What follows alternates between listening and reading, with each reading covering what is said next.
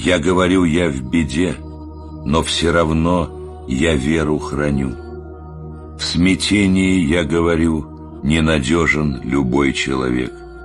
За благодеяние Господа чем могу я ему отплатить? Вознесу чашу спасения, имя Господне призову, и обеты, что я дал Господу, перед всем его народом исполню.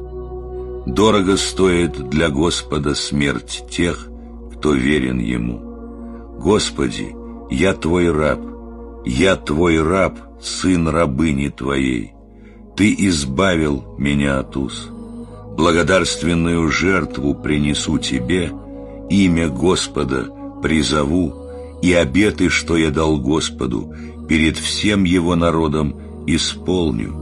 Во дворах Господнего храма, среди Тебя, Иерусалим.